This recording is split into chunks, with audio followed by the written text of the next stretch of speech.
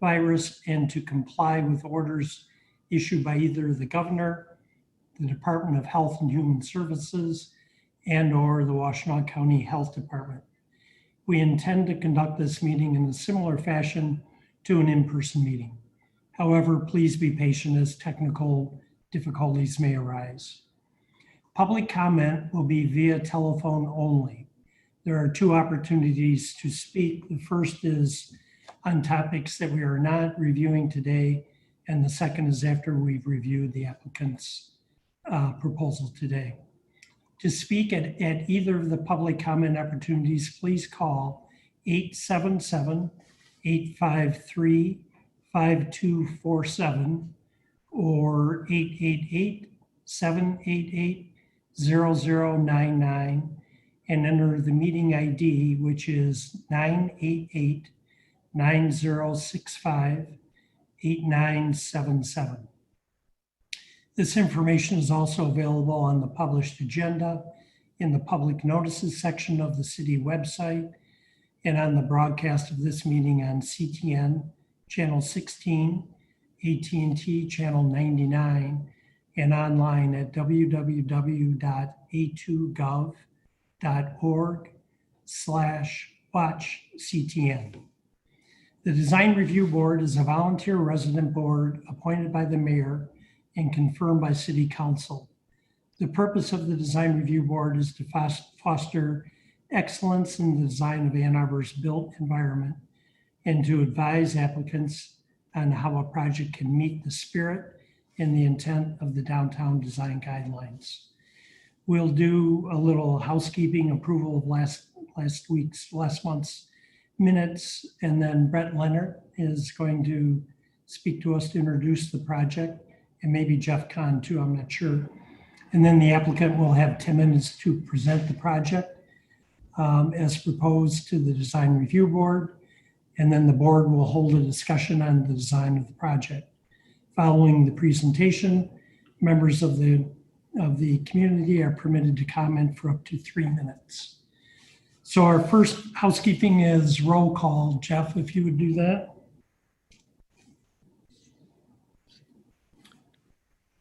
Board Member Mitchell. Here. Member Kinley. Bill, you're Bill. I can come back to Bill. Member Perkins. Here. Member Cooper. Member Singleton. Here. Member Buckwalter. Here.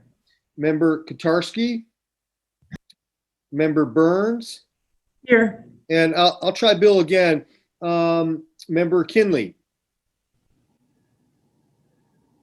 I'm here. Yes. Great. In that case, you have a quorum. Okay, thank you. The next order is the approval of the agenda. The only thing we're going to add is Brett Leonard is with us and he's going to speak briefly before the applicant. Is there anything else anyone would like to add or move? Could someone please approve approval of the agenda? Please move. So moved. Okay. Support. Any more discussion? All in favor say aye. Aye. Aye. Okay. Next is approval of the minutes from our September 9th meeting. We usually do this in advance, but I didn't get it out to all of you, so we'll have to do it on the fly today. Has everyone had a chance to review those minutes, and are there any corrections? Okay, seeing none, would someone like to approve the minutes as written? Move to approve. Lori and Jeff seconds. Any more discussion? All in favor, please say aye. Aye. Okay. And we're up to Brett, then this is your opportunity to introduce the project. Yeah, thank you. And I just wanted to take set the stage with this a little bit. I think Kristen will be promoting the project petitioner and project consultants here shortly. But I just want to give you a little bit of background. The City Council has directed city staff, largely being led by Jennifer Hall, the Executive Director of the Ann Arbor Housing Commission, to evaluate the affordable housing potential for a series of publicly owned sites throughout the city. So there is about 10 or so sites, and we've been sort of approaching those in a couple of chunks. The first community engagement and action was specific to 415 West Washington across from the Y lot and the former Y lot on 5th and William. And then we are currently starting some additional community engagement on 4 other sites, which you may have seen some information on. Those are 721 North Main, the Catherine and 4th surface parking lot near Carytown, the what I will call it's 353 South Main. It's a surface parking lot immediately south of the Palio restaurant, and then the Klein lot, which is a surface parking lot sort of immediately behind the western block, just north of William, that runs most of the length of that block. So this is a little bit unconventional in that the city has directed us to start looking at these sites and, in fact, starting what we're calling a pre-entitlement process. And I think Jennifer and the consultant team will get into this, but I just wanted to set the stage a little bit that generally our goal is to ideally find the opportunities to use these public assets to develop affordable housing. Affordable housing is difficult at times in the city because of cost of land, because of cost of development. The ability to use publicly owned land and sort of provide a little bit more flexibility for things like carrying costs and the review costs, and potentially consider any discounting of land is a huge opportunity to potentially realize affordable housing units. And so this is the first step in that sort of the project that is a bit of the leading edge of that, the former Y lot here. And to make it a little bit more unconventional, I think we're also going to be presenting to you kind of 2 different massing approaches. While they're largely similar, the significant difference is driven by the service alley provided to the building and whether or not to widen that to potentially also provide some opportunities for expanded bus parking, given the site's adjacency to the Blake Transit Center. We still have some ongoing conversations with what the viability of that is, but to the extent you are comfortable as the design review board, I would be grateful for your feedback on both of those options. Obviously, whether or not we ultimately are able to expand transit services onto this site, there's a lot of consideration and decision makers beyond both the design review board, not me, of course. But that is the primary driver for seeing a couple of different scenarios in this massing study today. And so to the extent we can get feedback, the project team can get feedback on both of those scenarios, I think we'd be grateful as those opportunities get refined and we move forward. The end result of this is ideally to bring this to some sort of pre-approval, likely through a plan unit development at the city council, and then at that time start engaging a private development partner, which would then return to you with the more detailed, refined, true design. So I think this is hopefully meeting some of the conversation that you've had as a board about ideally having sort of this massing conversation before you get into some of the more detailed design aspects. It's going to be a little bit probably separated from the traditional way that has happened in the past, but that was sort of the idea. And I'm happy to address any questions, but I think you'll learn a lot more once we get into the presentation as well. Right, and I wonder if you could just remind us, because we see very few planned unit developments. We usually see by rights projects. Could you review for us the difference real quickly? Sure. A planned unit development is a zoning district in our code that is a bit of it was a flexible zoning district where you essentially write a zoning code for a very specific property. And that is done when perhaps there are aspects of the property that can't be accomplished under a typical zoning provisions, or there are perhaps at times very specific public benefits that are desired to be achieved in the consideration of a development. And in fact, public benefits is one of the trade-offs. While the plan unit development provides some flexibility from other zoning districts, that is, it could vary things from height or uses or floor area ratio or parking, you name it. It has to be accompanied by public benefits that ultimately the city council, as the legislative body, determines are valid offsets to the flexibility being provided to otherwise in case standards in our zoning ordinance. And so with this particular application, you'll actually see that much of the design is actually pretty similar and based on our underlying zoning districts.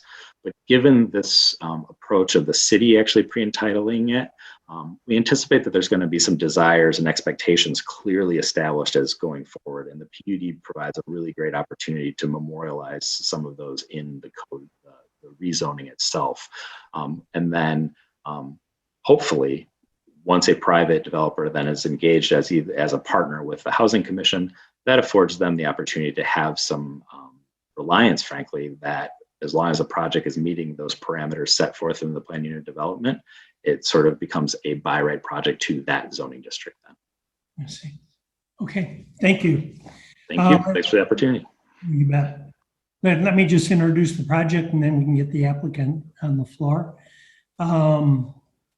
This is 350 South Fifth Avenue.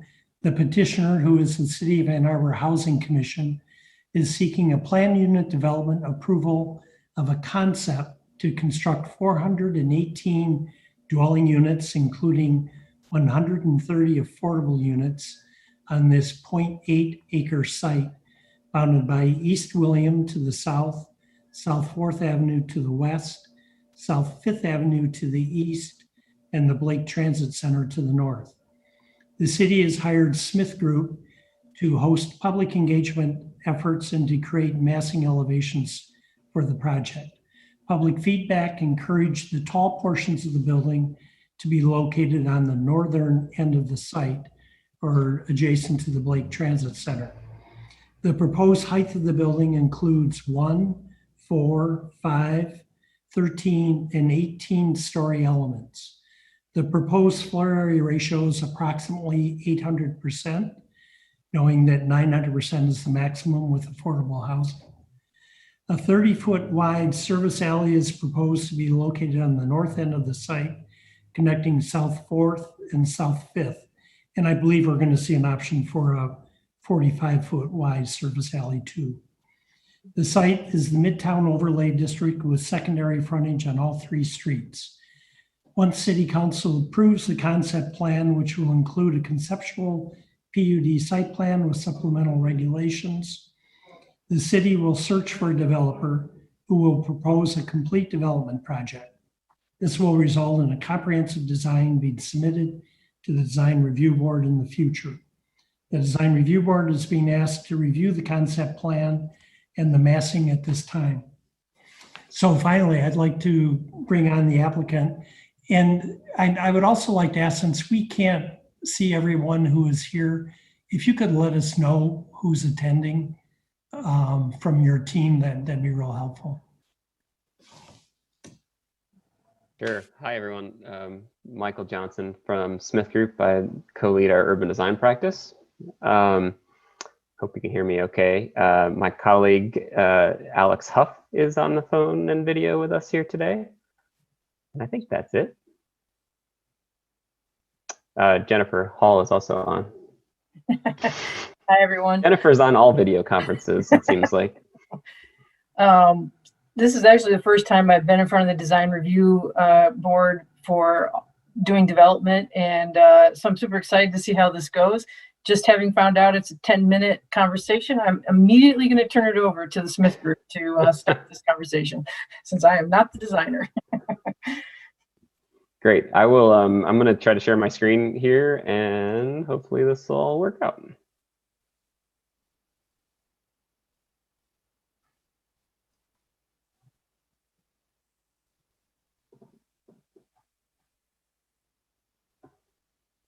Maybe.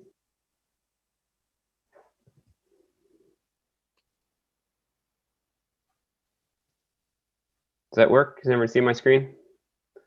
Yep. Great. Okay, so I just wanted to do a very quick kind of where we've been to set the table here, and in the context of being super brief, this is a process that we started in earnest in 2019. Went through a robust public engagement process that included surveys and online engagement and in-person engagement back when we could do that safely. And really, we were really just super excited about the kind of engagement that we received. We did have the constituents on an online survey rate a series of criteria as to how we might measure success, and the top of the list there on criteria for redeveloping 350 South Fifth included maximizing the number of affordable units and creating a minimum of 100 affordable units akin to what used to be on the site. And then you can see some of the other priorities: mix of housing units and types, and maximizing at least 50% of the ground floor with active uses. And then you can see a little bit further down, expanding the capacity of Blake Transit Center. Those were then some of the drivers that we built into our design process that we then took to the public in a series of options that you see on the screen here, that varied, frankly, quite widely in massing, in size of lot, in orientation of building, and in number of units. There was a clear preferred option as voted on by the public that is very similar to the option that we're going to show you today, but that, as was alluded to, option includes a 13-story and an 18-story building on a 1-story kind of plinth level, allowing for 30-foot service lane, shared service lane adjacent to Blake Transit, and prioritizing 418 total units, of which 130 were targeted to be affordable. As we've gone through the process, we've gotten additional detail from a survey perspective. This is the lot itself. I know many of you are familiar with this. It is a lot that is 264 feet by 132 feet. There is a 10-foot DTE easement on the very back side of this, adjacent to the Blake Transit Center, and then, of course, adjacent to 4th, 5th, and the William Street bikeway. This is the plan view, as you can see from the top, and just showing where the one floor, 4 floor, 13 floor, and 18 floor. And again, as was alluded to, the massing was really driven by a public sentiment not to put the mass of that building along William Street because of some of the uses across the street, and that being a transition zone from D1 into others.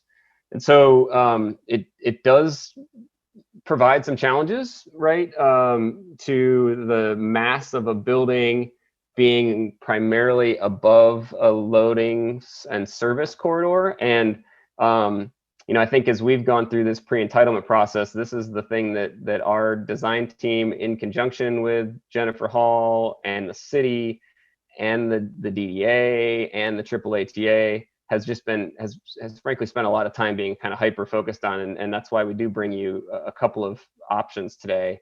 I think from a housing commission standpoint, it's a challenging site to make sure that we get right for an 18-story building, and still has all of the service needs that we know it needs to do, right? Whether that be move in, move out, food drop off,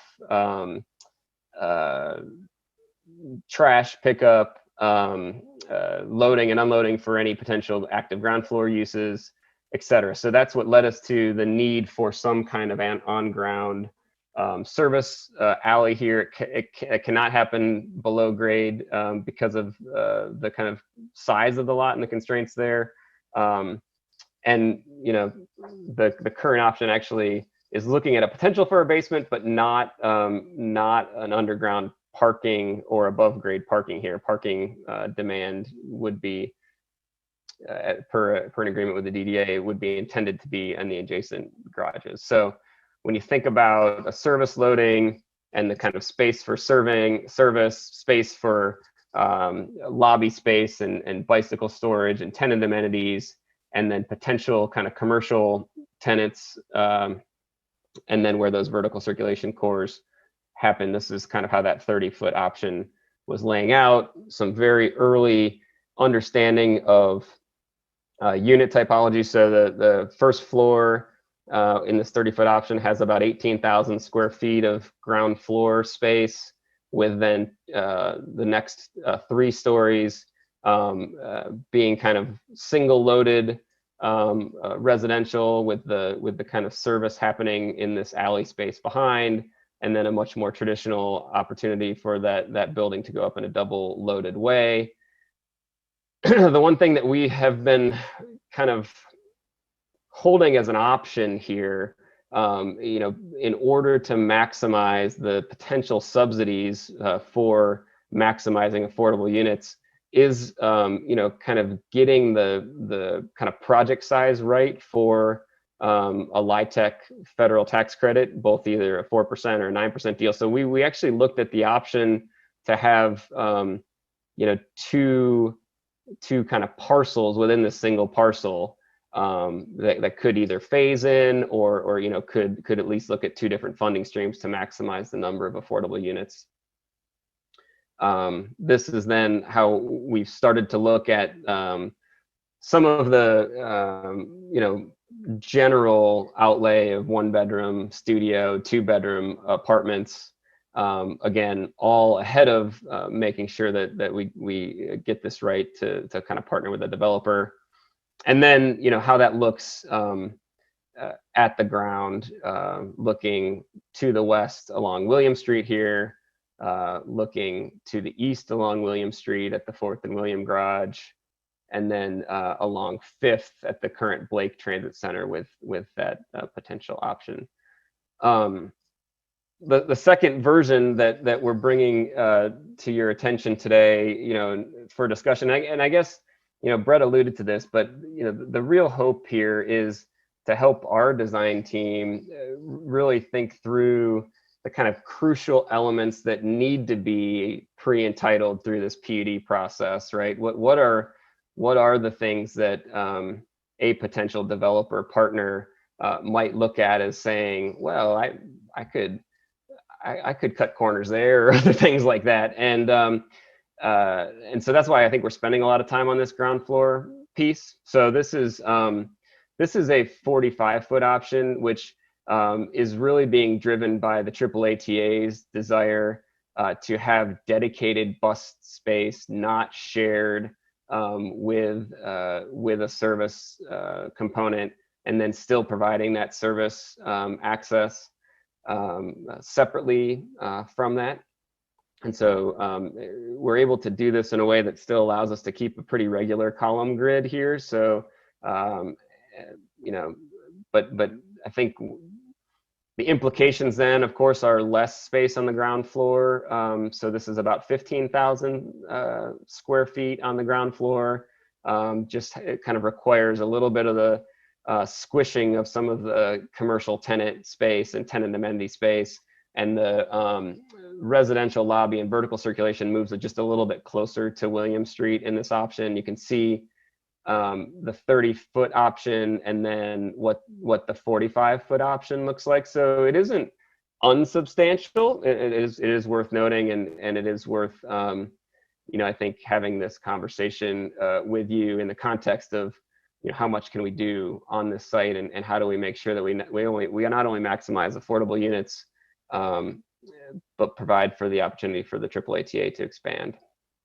So this is the 30-foot option looking to the east on William, and then as you kind of start to push that a little bit closer with those vertical circulation elements, and here's the view on 5th. And then I think, as you saw in our packet, we do have some very preliminary kind of elevations that start to further describe kind of where we're at in our process. So I think, Jennifer, do you have other things that you'd like to add to that, or should we open it up to conversation at this point?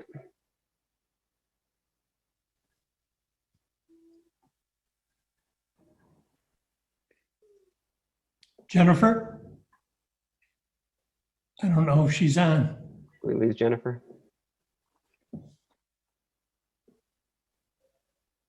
Okay, it seems as though we've lost Jennifer. Who would like to open up with comments? Oh, okay. If everybody's reluctant to talk. So go over again the logic of why you want or thinking of the 45-foot option that puts the sawtooth parking spaces for the buses. Why are we bringing those into that building site? Sure. I think that would allow for the AAATA to have a double sided transit station, which is seen as an improvement for them.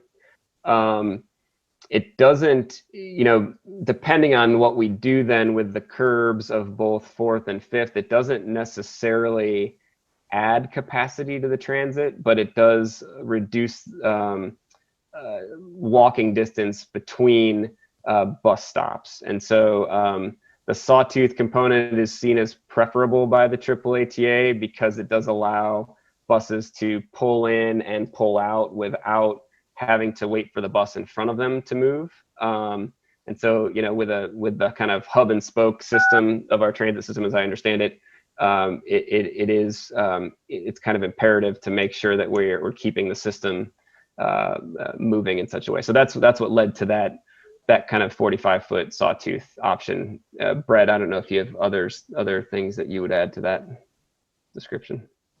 No, I think that's it. We've had a lot of conversation about just general city goals to support transit. The site is obviously next to it. The interaction of transit with the streets, both immediately surrounding this site and in the greater area.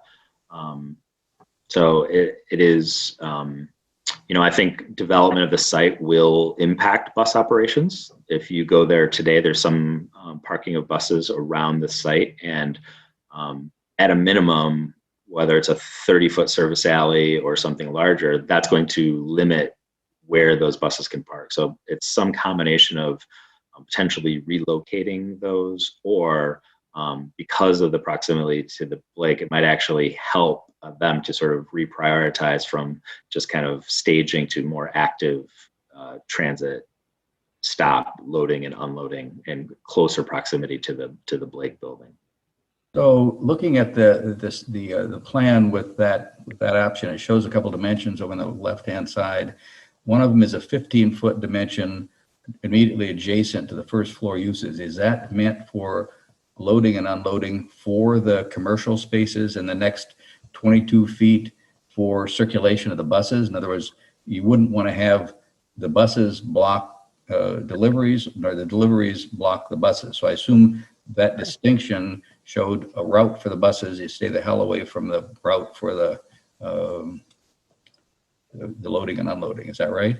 That's correct. And that is the desire of the AAATA, is to not have those spaces mixed, not having service vehicles, not having personal vehicles in the space where buses could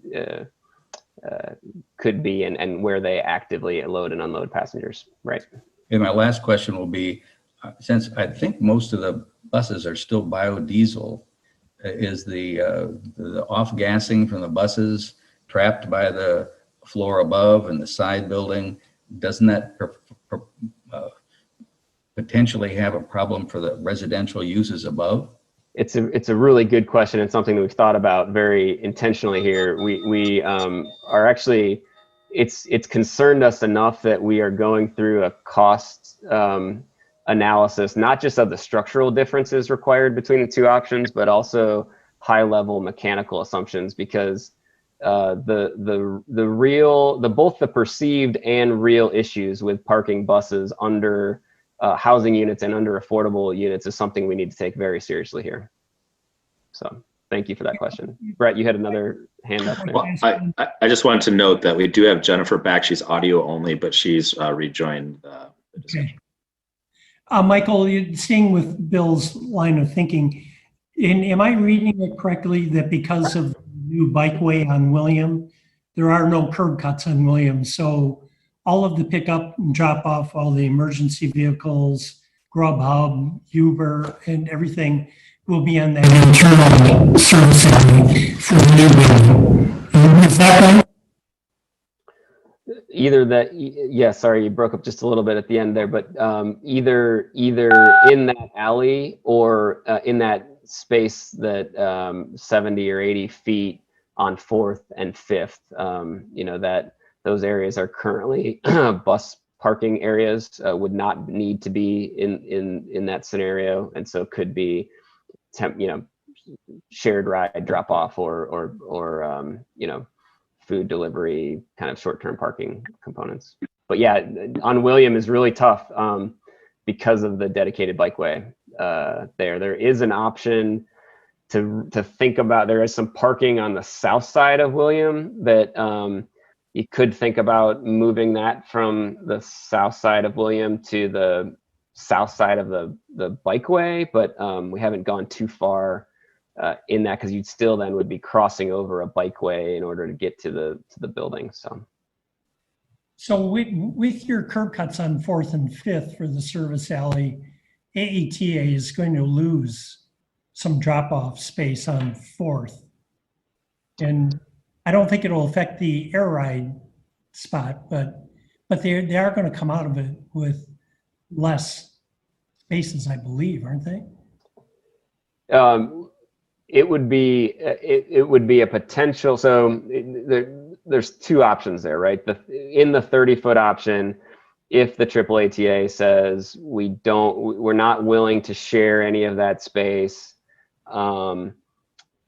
and parallel park a couple of buses there, you know, then we have a conversation, right? Then about do you maintain AAATA on 4th or 5th? Right. I think we can move. I think Air Ride can move or has already been moved over to the other side of 4th next to the parking garage at this point, or when it starts running again.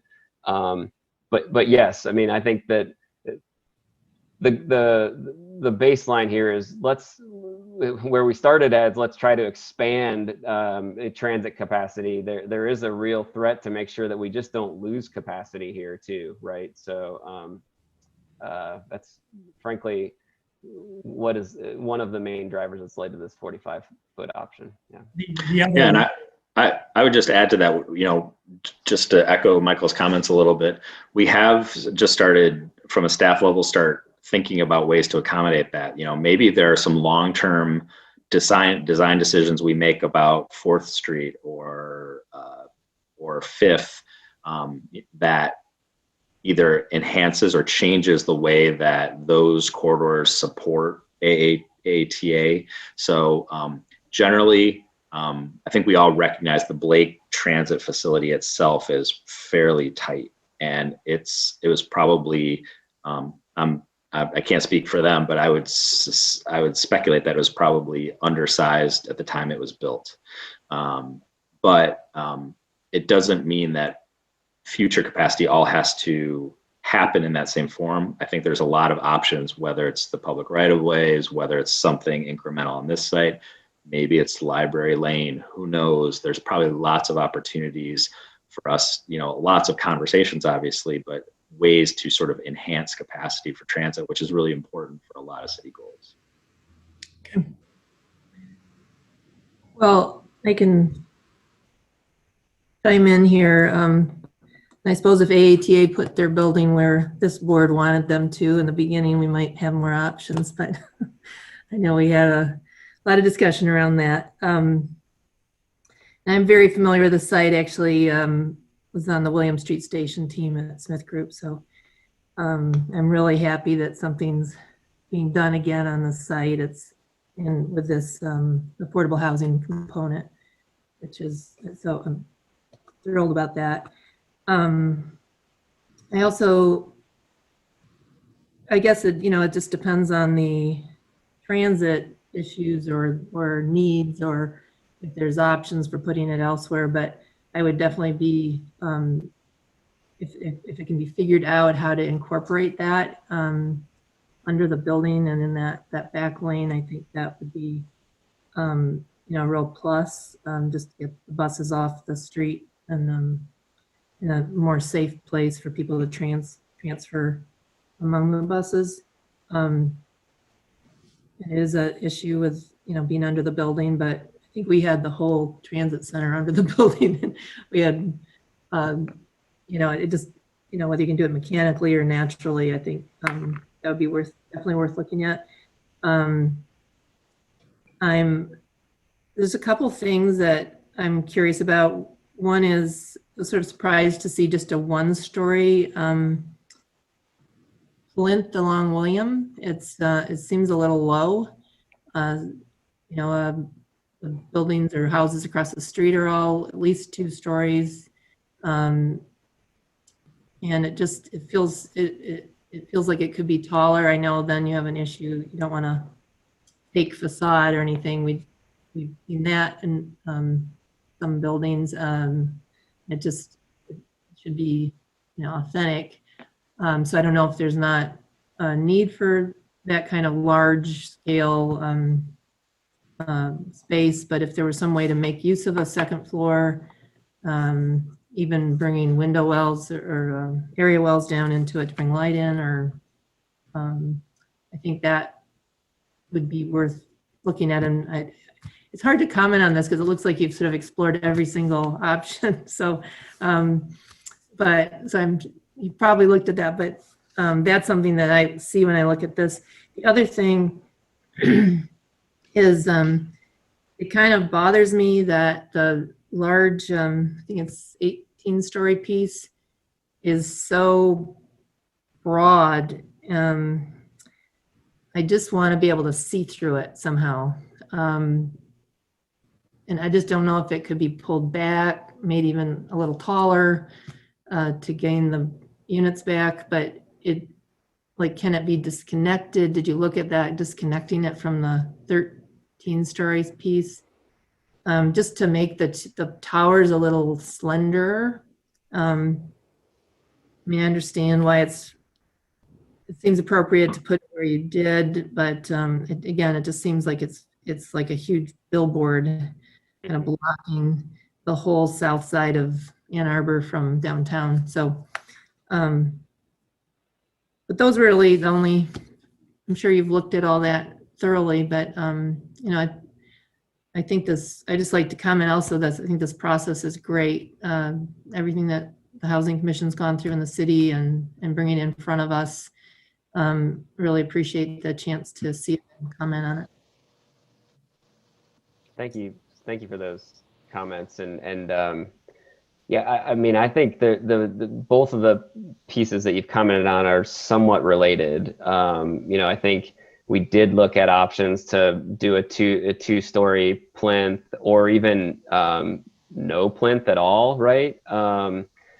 Because the goal here, frankly, it was a math game, right? Like, how much floor area do we have, and how do we get to 900% without going above 180 feet? And we actually, in some of these options, chose to go above the 180 feet, right? Which is something that we could do. So if there would be more interest in kind of not looking at 180 feet as a ceiling and kind of pushing above that, I think it does give us more flexibility from a form standpoint.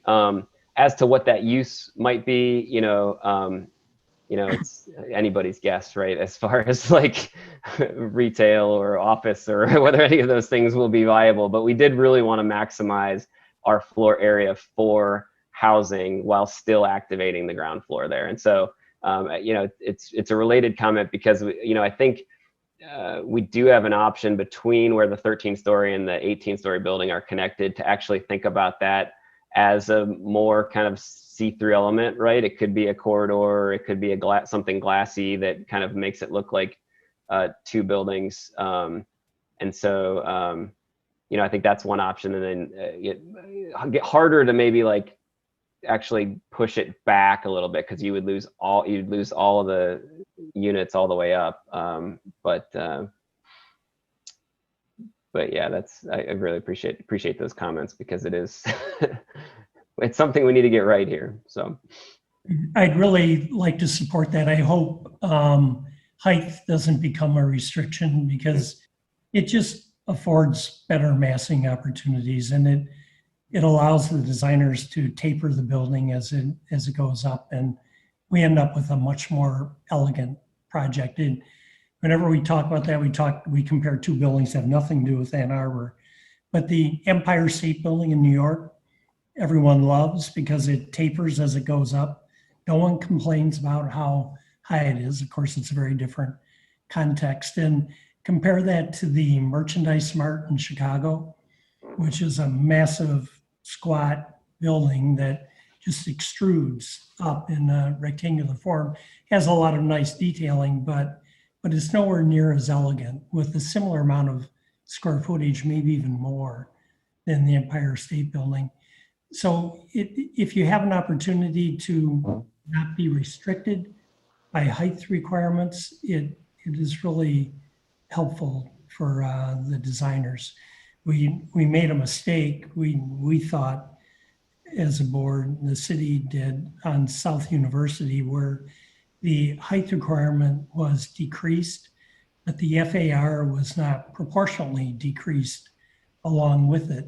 So every developer is going to get every bit of square footage in the FAR they're allowed. And on a project in Southview, they did the 2 or 3 story street wall with the obligatory 5-foot setback, and then did the math and found they had to bump right up against the height requirement to get all of their FAR.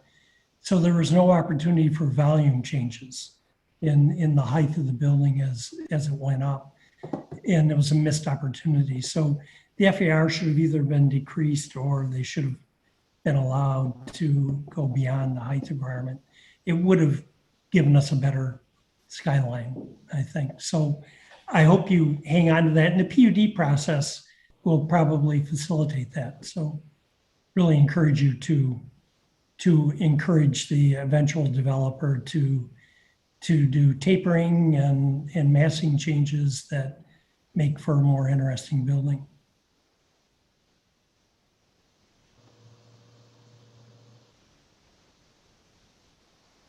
Jeff? I agree with really everything that Dick said, especially about the massing and the ability to step things.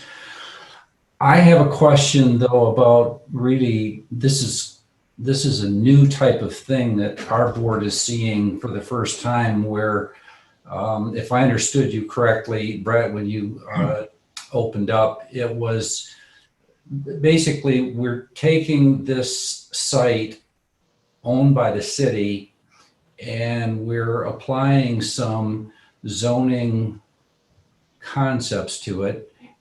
Thus the idea that it's a PUD rather than a by right zoning. And we're applying some design parameters to it.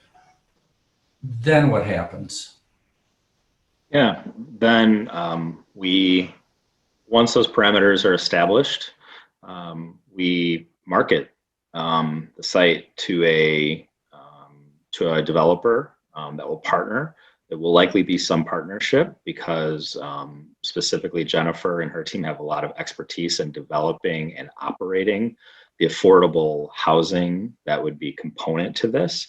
But at the same time, they recognize that while they could, typically they don't do market rate housing. And so it would probably at that point be a RFP-like process, but the intention is that we will have narrowed some of the questions at that time, as opposed to in the past, you might have seen the city issue an RFP for a property and say, what do you propose? The intention here is to sort of answer some of the questions specifically with some parameters and expectations, have those adopted. So it very much becomes a by right project within that PUD zoning regulation. So again, more simply, the intent is to trying to eliminate as many of the unknowns to perhaps both draw interest and improve the chances that we'll be able to realize our program for it. Thank you. Do you have some rough idea or projection as to timeline? You know, we're here now, then then what's the next step? Then when does it go to council? And then when does it go out for RFP? And then how much time is a developer that comes along and, you know, wins the bid or whatever you want to call it? Then essentially, when does the shovel go in the ground? Yeah, I'll let Jennifer address that. She would be overseeing that. Jennifer, do you want to maybe share also the same timelines that you kind of discussed with council? Sure. As far as getting to the point where council approves a area plan, I believe when Alex worked on that schedule, it was going to be somewhere in the spring, late spring of 2021. I would imagine it will take probably 3 to 5 months to go through an RFP and selection process, depending on how involved City Council honestly would like to be in that process. It can then take a lot longer because you have a lot more public meetings that you have to meet those deadlines. And then once a developer is selected, there's going to be time for more refining the design, making sure that what we have approved works, figuring out the legal relationship between, you know, the Housing Commission and the developer and the city. I would imagine that would take another up to 6 months. And then in the meantime, we would also be refining the pro forma and the financing. And for the affordable housing side, we would be working very hard on securing funding for subsidizing units, whereas the private sector developer would be working very hard on finding the private equity and debt to finance both the market rate and the entire project. So it's going to be very complicated. I wouldn't imagine we'd be able to break ground for several years. In the world of affordable housing, the project scores very well for the types of financing we would normally apply for. But once you apply for them, it can take a year to get to closing to deal with all the different legal entities that are involved. So I would say probably breaking ground, we're talking 2023 at the earliest would be my best guess, and possibly later than that. Thank you. If I could go through another round of development where a developer ties it up and then it just sits there and nothing happens with it. Yeah, and what we're really trying to do with this process is mitigate that risk. I mean, Brett said that, but not in so many words, is like, how do we get a project that's viable, that can be developed, that a developer is interested in, that also meets our public goals and doesn't just sit there. And so this is definitely our hope, since we've never done it before either, one way to mitigate that risk and make sure we have a project that does go forward. Brett, did I see you wanting to jump in? Yeah, and I was just going to add that in support of what Jennifer said, you know, the pro forma analysis is happening along the way as well. So, you know, Jennifer has a lot of expertise, obviously, in the affordable housing side of things, and we've also been working with a consultant on the broader overall project structure. A lot of questions, obviously, as we go forward, but I just want to be clear that this is more than a massing exercise. It's also been a financial modeling exercise, all towards the goals that Jennifer was referencing. I have a quick question. This is for Jennifer. So, given that it's clear the developer or the developer city affordable housing commission is going to have some kind of alphabet soup of government programs helping out, so to speak. Do you anticipate there are any of those programs that would have requirements that would affect the design considerations we're being asked to look at? Yes, but not anything that's out of line with current city design requirements. For example, you know, we get more points the greener the building is if we meet certain standards, you know, and that's also a goal of the city. We get more points if we have more than the minimum requirements for accessibility something we want to build into the building, and would be something I think the city would also be interested in. As far as the one thing that I think will come up, and there's a changing perspective on this, I think, both with local governments as well as funders, is parking and what is required on a site, and what we would require or what we would want versus what the private sector would want for market rate housing. We have been talking to a variety of developers that do larger projects like this to kind of understand that part of the market and what would be desirable amenities and features, and parking has definitely come up. And so even though we haven't designed this right now to include underground parking, that could be something that a developer would say, look, we cannot make this work unless we have X amount of underground parking that, we finance and build into the project, kind of thing. But as far as like architectural design, nothing else jumps to mind, but hey, we get surprised by MISTA all the time on things that they want us to do. I would think that they might have a little bit of heartburn over the issue we talked about earlier about having the diesel buses in, basically under their housing units. That might be something to explore. Regarding the underground parking, maybe Brett could better speak to this, since there was originally a thought of connecting the library lot underground across and under Fifth and connect to this. Is that still a feasible possibility? I think generally no. I think the cost of that connection is sizable, and the sort of relative benefit for it. I think the footprint of this lot is challenging to get the circulation for multiple levels of underground parking. So unless you were going to do it in such a way that it was probably multiple access points, which is probably physically possible, but the cost would be just so drastic. And while I think we're all going to be in a bit of wait and see mode, it's probably pretty hard to envision investing the high per space cost for underground parking from a public sector perspective right now, given where we are in general parking revenues and our current state. For thinking about the parking, because I'm sure that, and I'll stop jabbering on because Corey wants to talk here. Is it possible to think about a pedestrian elevated connector between this building and the Fourth and William parking structure? Yeah, we thought about that quite a bit. We, on one hand, we think that would be a great idea. On the other hand, it's sort of against the principles of getting people on the street.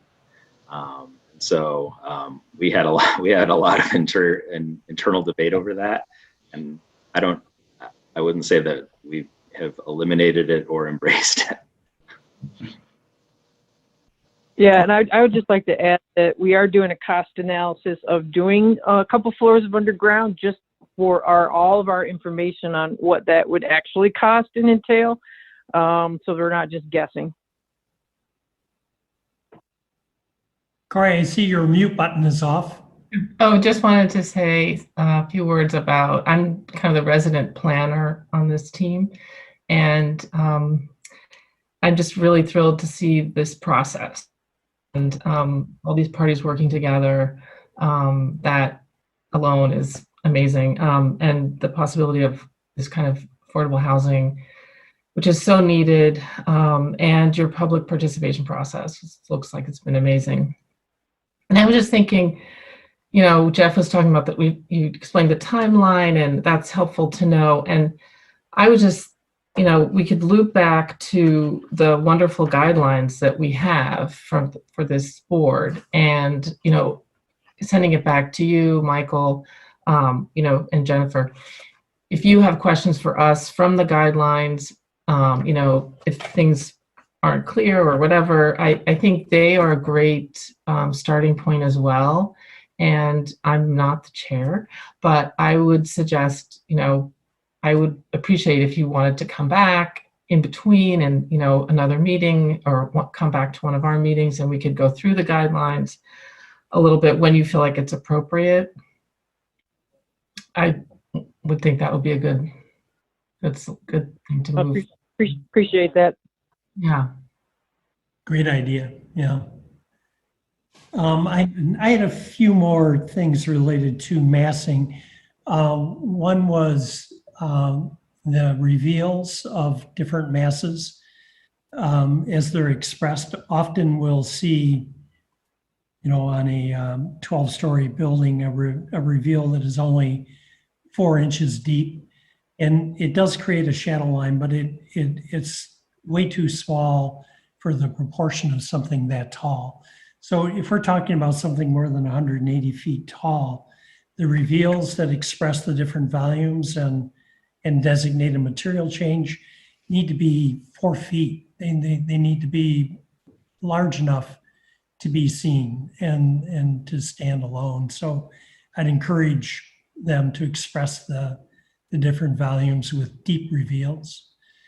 In material selection, we also often see brick carried all the way up because everyone in Ann Arbor loves brick. But from a sustainability point of view, it's difficult to maintain. We've all been watching for 2 years the building at, I guess it's the northwest corner of Main and Huron with the swing stages, and repointing and rebuilding and replacing brick. It's a real difficult process to maintain that material that high. So it's a perfect material for the grade level, street story building part of it, where a person can get up and appreciate the smaller scale and touch it. But 12 stories up in the air, there's probably another module of material that requires less maintenance and would work proportionally with a mass that big. So if the designers could consider different material usage that has durability and means lowered operational costs down the road, I think that would serve the building well.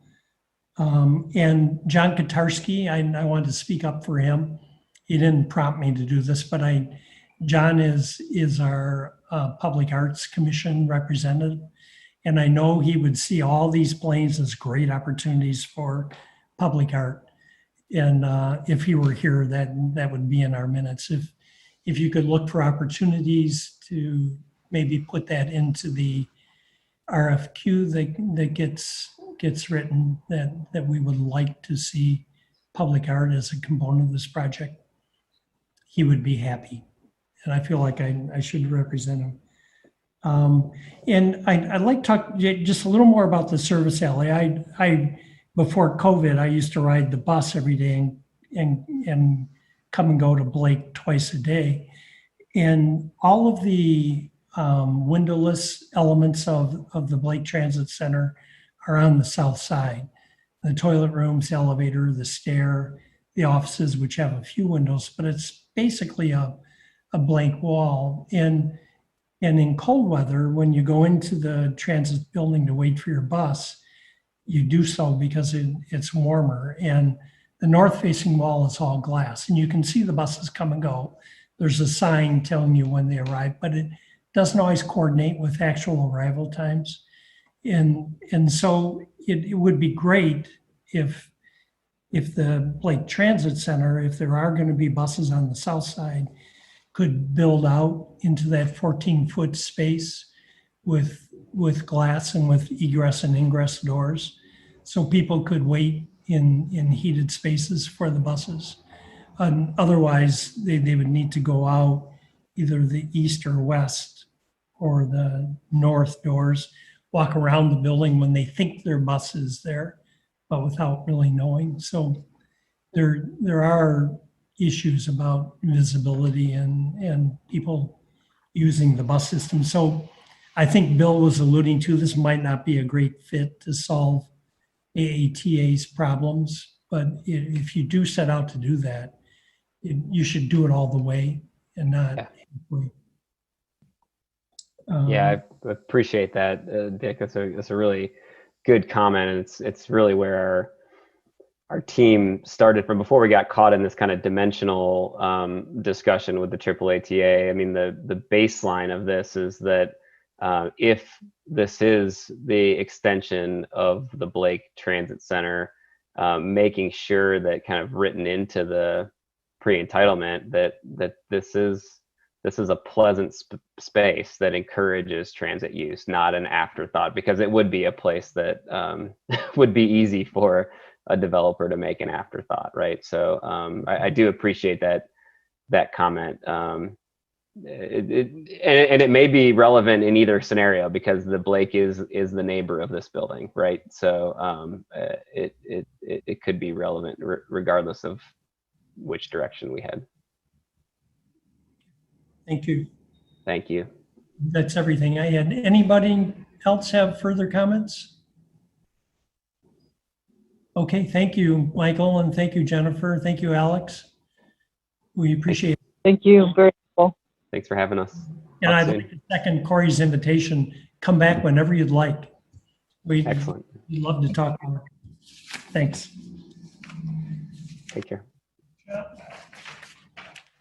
Dick, I'm happy to summarize comments whenever you think that'll be appropriate.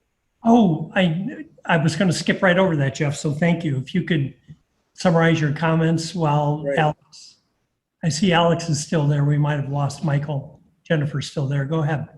I first heard some questions from both Bill and Dick. One regarding the 15-foot access to the building on the north side, potential drop-off locations for the site.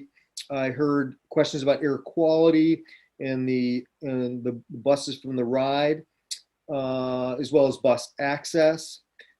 Tamara spoke about it being good to incorporate the ride spaces as part of this design, since it's an important community function. She was surprised to see the one-story portion along William Street. She felt that it could be a bit taller. Maybe it could be taller and be a real authentic portion of the facade. Tamara was bothered by the 18-story piece that is so broad. She wondered whether it could be pulled back or maybe disconnected from the 13-story tower to allow them to be maybe a little less massive. She also felt that the process that the city is going through with Smith Group has been very good. Dick spoke about a preference or desire to taper the building. He made reference to a couple buildings, one in New York City and one in Chicago, how different they were in terms of massing, and wondered if there could be some massing changes to encourage a more interesting building. Jeff had questions about the design parameters, questions about the timeline, RFP, city council. Bill wondered whether financing would in some way affect various elements of the design. Excuse me.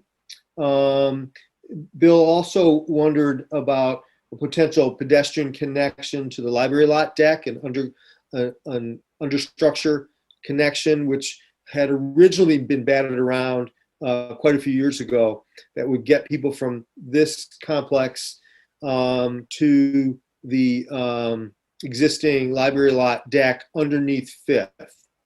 That seemed to be a bit expensive, however.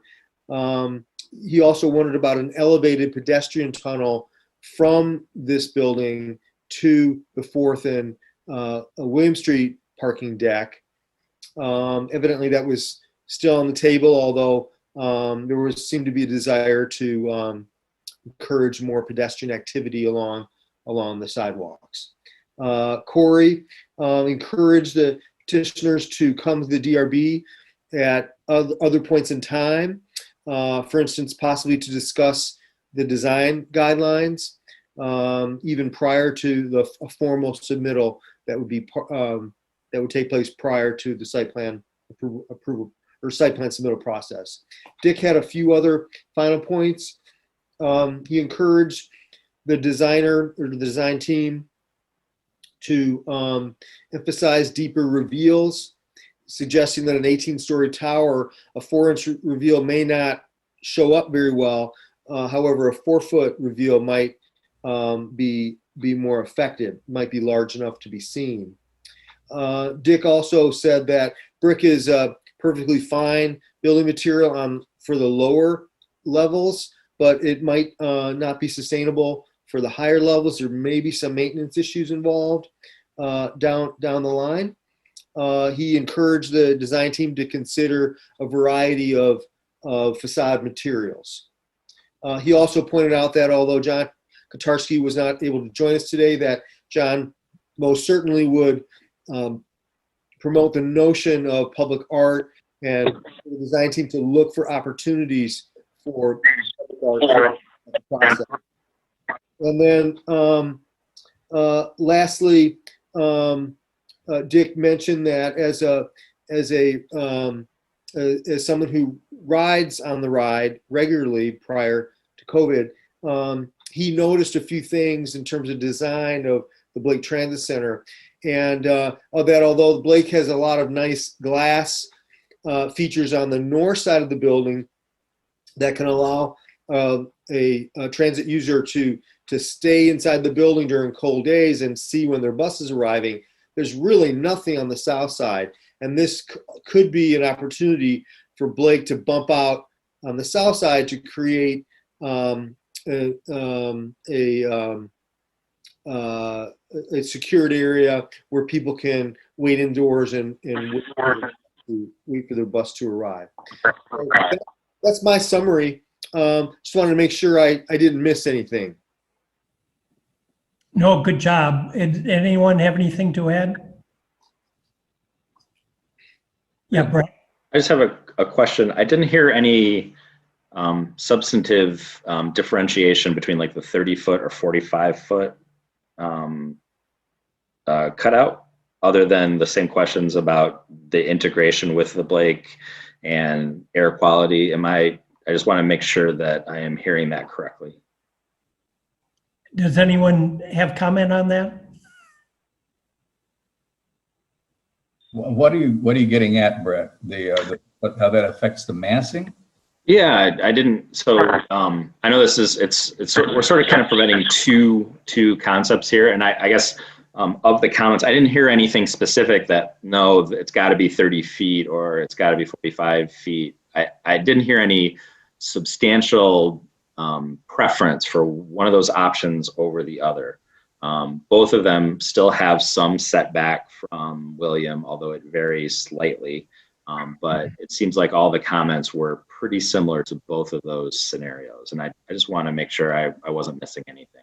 I had it in my notes to bring up, and I'm glad you said something. And because of the bike lane on William and the fact that the entire new building will need to be serviced from that new driveway, and by doing so, when there's a new curb cut on 4th, AATA will actually lose spaces. I think anything that can be done to enhance the amount of curb cuts or the amount of curb space that AATA gets is meaningful, up to even letting them expand with a glazed lobby looking into that space. So there's more eyes on the space also. So I say the wider the better. I don't know how wide that needs to be, but there are two really needed functions that will be occurring in that alley. And Bill is right. The diesel buses are not only smelly, but they're loud. When they hit their brakes, that's a loud, hard surfaced area. And I did notice that there was a bit of a chimney above the AATA building where fumes can escape, but it's a challenge to make such a utilitarian space pleasant. And I think the more space it has, the easier that becomes. Maybe I wasn't specific about saying I preferred the wider one. I I thought it was a great idea to pull that under there, which requires to have it wider, so. Okay. That's the way I was saying, yeah, just same as Dick, wider the better. And bring the buses off the street, solve the fumes. Okay, so it sounds like, I mean, that's kind of staff is, when we've been evaluating these options, we are kind of a similar mind. We're trying to preserve, enhance capacity of the transit system. And so whether it's a more narrow service alley that hopefully retains some more capacity right on the street front, that's one way to do so. Alternatively, we could look at shifting some of that actually onto the site with a wider. So I just wanted to make sure that I was hearing it, and I appreciate this conversation. It sounds like I'm hearing just, I guess, some general advocacy that incorporating transit on this site is a great opportunity. So I think so. Any other comment? Just to point out that it's not a unanimous support of the 45 feet. Oh, it's democracy, Bill. Can I write a dissenting opinion like I'm learning about the Supreme Court? No. You can write it. We don't have to read it, though. Okay, our next item is communications to the Design Review Board. And there was an email that we got from a neighbor regarding this project. Did everyone get that and see it? Just wanted to acknowledge it. Okay. And now I need to read some about the public commentary section.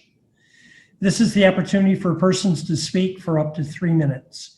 To comment, please call 877-853-5247 or 888-788-0099 and enter meeting ID, which is 988-9065-8977.